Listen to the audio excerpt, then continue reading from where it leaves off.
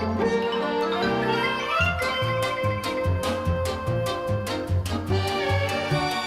everybody, it's Chris Seeds, Wootini from the latelimittedgaygamer.net, here with another weekly video podcast.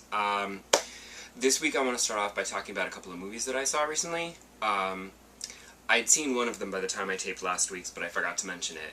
And the second one I didn't see until after I taped last week, so I couldn't have talked about it until now anyway.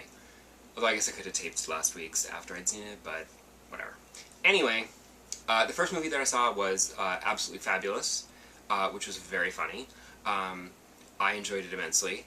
It does have a rather limited audience, I think, because I feel like the only people who are going to really enjoy it are people who enjoyed the television show.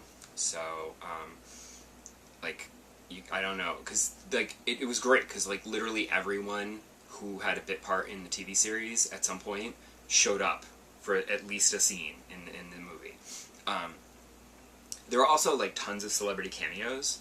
I think I only recognized about half of them, because a bunch of them are, fashion people that I don't know, and the others are, British celebrities and personalities that I also don't know. But I'm sure it killed in England, where they recognized everybody. But it was very funny.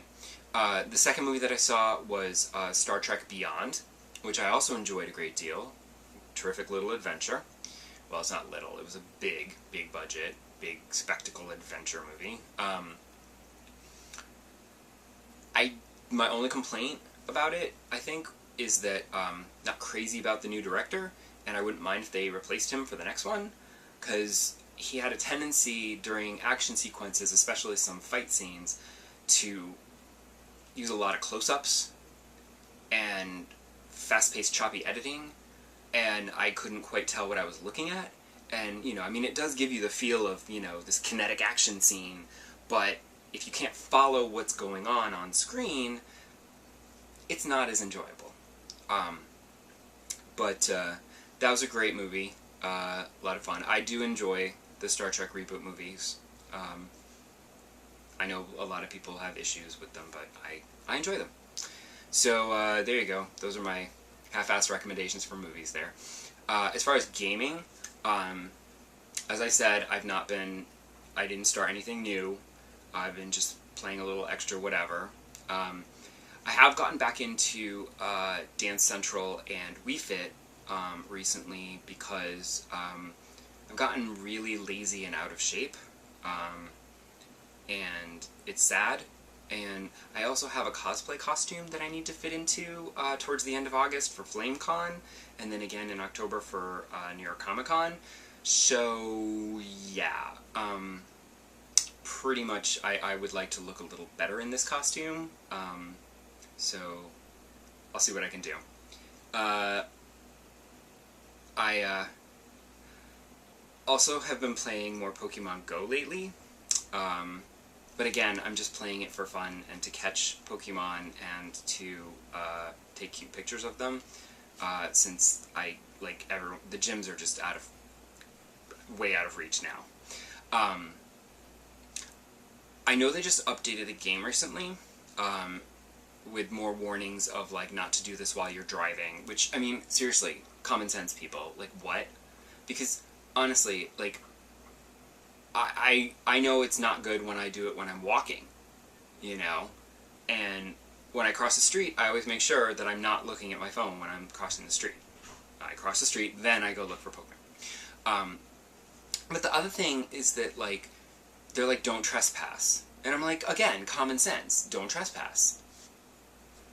Because, I don't understand these people who are oh, I need to get in someone's backyard to catch a Pokemon. And it's how are you, am I not playing the game right? Because I feel like you walk around and a Pokemon will appear, and even if it's down the block, you just tap it, and then it appears in front of you. You don't have to go down the block to go get it. So, I understand the whole, oh, there's, a Charizard in the park, so everyone runs to the park to see if they can catch a Charizard. Fine. But, the little nearby Pokemon thing, that hasn't worked in weeks. Maybe, hopefully, they fixed that in this most recent update. Because I understand, like, because lately it's just said 3 footsteps for every single Pokemon. They do still shift, it seems, as you move through a neighborhood. But it's harder to keep track of without the differing footstep thing. Because, like, then I could see, like, okay, you're going to walk through a neighborhood and be like, I'm looking for this Bulbasaur, so I'm going to go, and okay, no, he's going further away, he must be in that direction, let me go in that direction. And then eventually you get close enough, and he appears.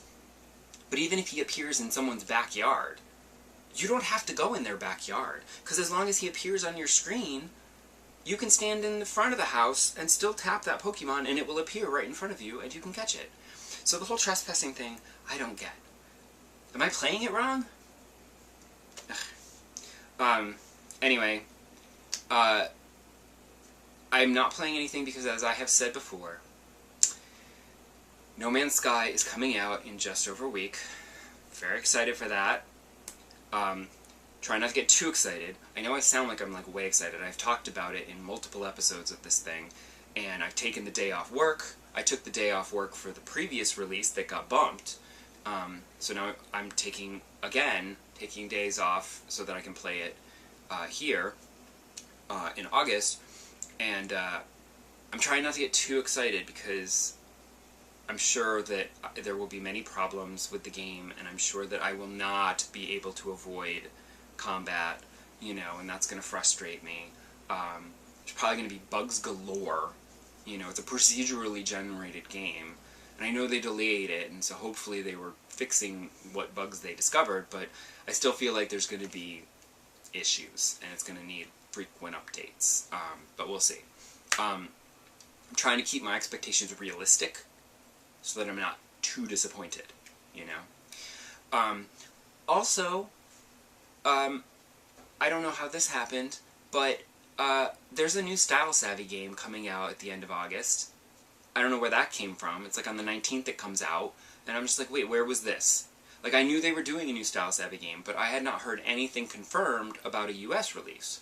I mean, I'd hoped there'd be a US release, but I never heard anything confirmed, and now, all of a sudden, it's coming in a few weeks, and I'm just like, what? Although I guess that's better, because then, it's not like you find out, like, 4 months in advance, and you have to wait, and then you forget about it, which I probably would have forgotten about it, and then suddenly it would have come out, and I would have been like, what? Same as this.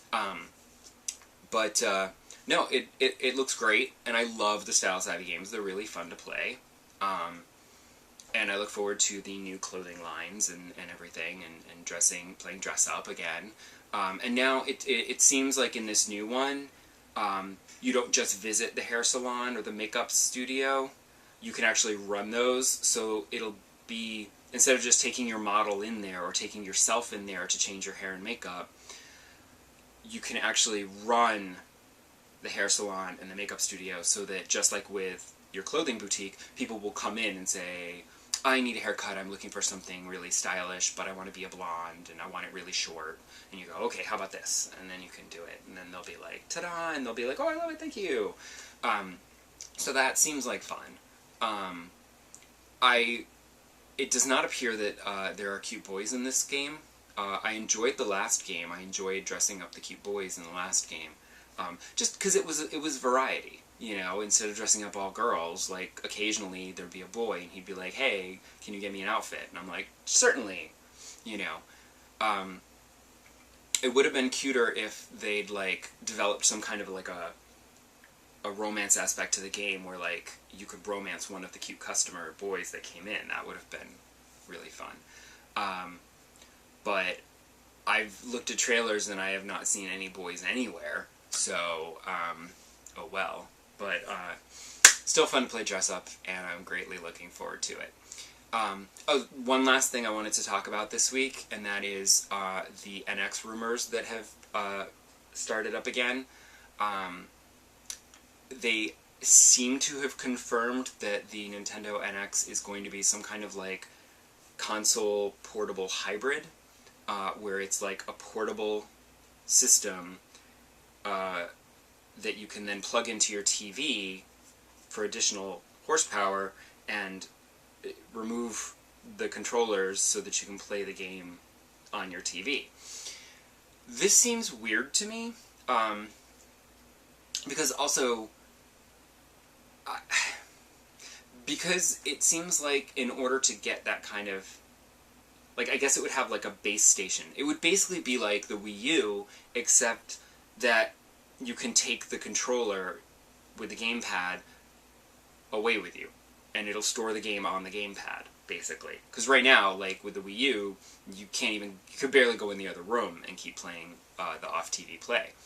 So I feel like it's almost like their way of taking the off-TV play to the next level, so that I could take the portable with me on the train, and I can play my game on the train, and then come home, and then I could plug it into the TV and play more on my TV.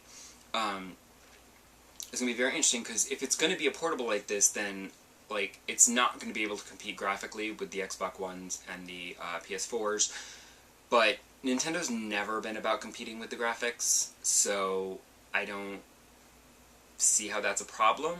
Like, Nintendo's never been about the graphics. Nintendo's always been about having super fun gameplay. So, and the Nintendo fans accept that they're not going to get cutting-edge graphics on a Nintendo system. So, like, I don't see that being a problem.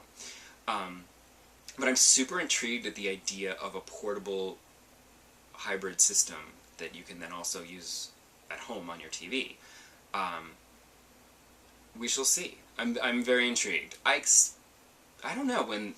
I just keep waiting for Nintendo to make some kind of like a bigger announcement, and unfortunately I'm like way out of the loop on everything now, because, you know, with Gay Gamer gone, my email has been shut down, so I don't get press releases or anything anymore, so I am sadly out of the loop, because I probably would have gotten a press release about the Style Savvy game. Alas. Yeah. No, I'm intrigued. I'm always intrigued by every new system, and then I eventually will get every new system, because I try to be agnostic, and also owning every system is the only way that you can make sure that you can play all the really awesome games, so whatever. So I will see you back here next week, where I'll talk about I don't know what, because No Man's Sky won't be out yet. So the following week, it'll be all No Man's Sky. Next week, I don't know, I'll probably just talk about how I want to play No Man's Sky. And I'll see you then, and then we'll find out what I'm going to talk about. Bye!